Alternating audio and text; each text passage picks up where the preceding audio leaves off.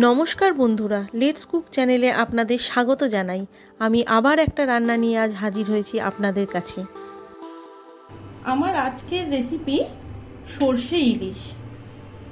চলুন দেখে নিই এই সর্ষে ইলিশ কিভাবে বানাতে হয়।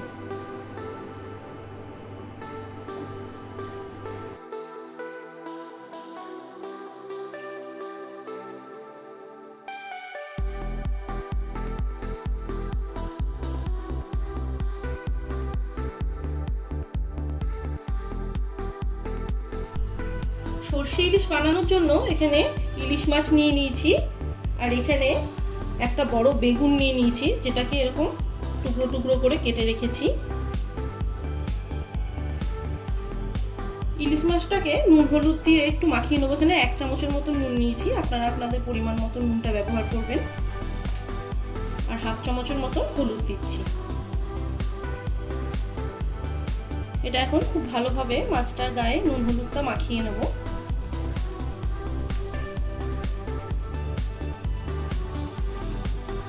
মধ্যে ভালো করে নুন হলুদ মাখিয়ে নিয়েছি। এটা এখন 10 মিনিটের মতো রেখে দেবো। এখন আমি বেগুনটার মধ্যেও নুন হলুদ মাখিয়ে নেব।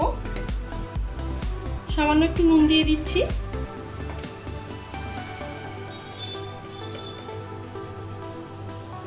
সামান্য একটু হলুদ দিয়ে দিচ্ছি। এটা এখন নুন হলুদ দিয়ে মাখিয়ে হালকা করে কিন্তু আমি একটু ভেজে নেব। মাছের গ্রেভিটা বানানোর জন্য এখানে আমি 2 চামচ সাদা সর্ষে, 2 চামচ কালো সর্ষে আর কয়েকটা কাঁচা লঙ্কা নিয়েছি। এটা একসঙ্গে আমি পেস্ট করে নেব। পেস্টটা কিন্তু রেডি করে নিয়েছি, একদম মিহি করে পেস্টটা করেছি। কড়াইতে কিন্তু সর্ষের তেল দিয়ে দিয়েছি। এই রান্নাটা কিন্তু সর্ষের তেলেই করতে হবে। এখন আমি বেগুনগুলো ভেজে নেব।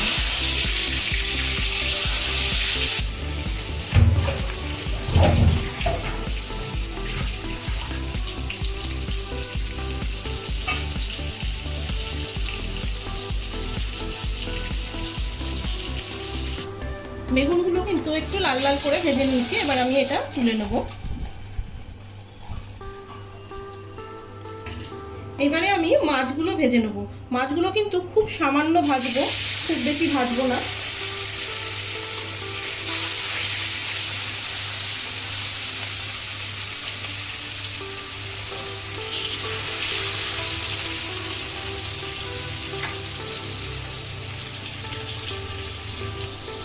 খুব হালকা করে কিন্তু দুপিঠটাই ভেজে নিয়েছি। একদম হালকা করে ভেজেছি। এবার আমি তুলে নেব।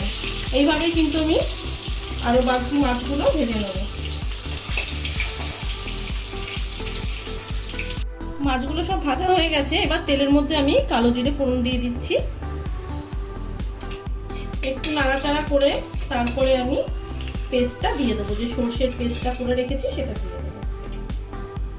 সর্ষের যে পেস্টটা করে রেখেছি সেটা ঢেলে দিচ্ছি সম্পূর্ণটা।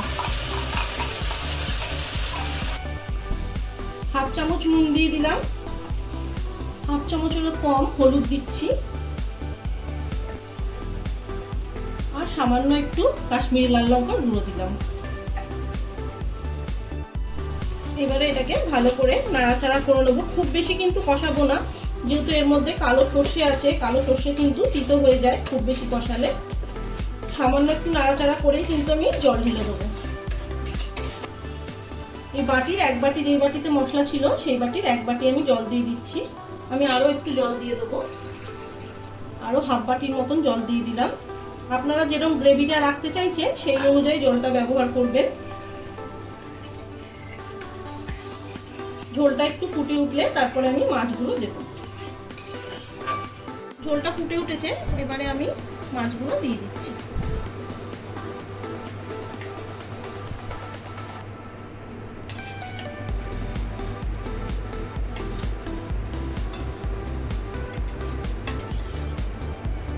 আমি কিন্তু বেগুনগুলো এখন দেব না, একটু মাছটা ফুটে উঠলে তারপরে আমি বেগুনটা দেব।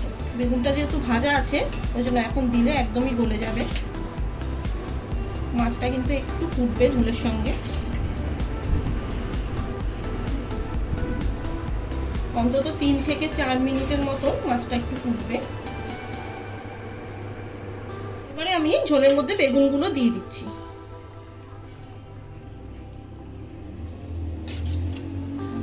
বেগুনগুলো দিয়ে কিন্তু আরো 1-2 মিনিটের মতন ঝোলটাকে ফুটতে দেবো।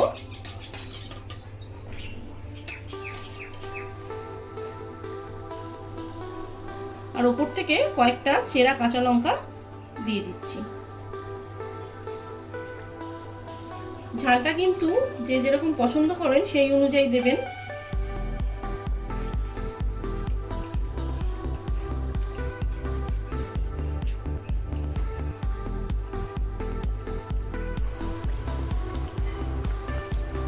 সর্ষে ইলিশ কিন্তু আমার একদম রেডি হয়ে গেছে। এইটা বাড়িতে অবশ্যই ট্রাই করবেন আর গরম গরম ভাতের সঙ্গে পরিবেশন করবেন।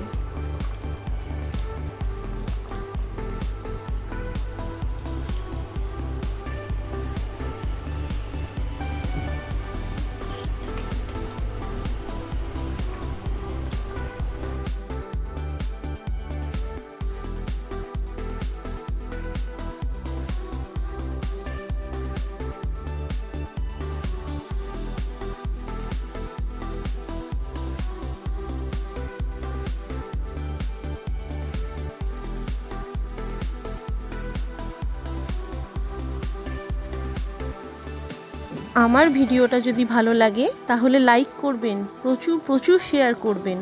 আরও নতুন নতুন রান্না পাওয়ার জন্য লেটস কুক চ্যানেলটাকে সাবস্ক্রাইব করতে ভুলবেন না। ভালো থাকবেন, সুস্থ থাকবেন, ধন্যবাদ।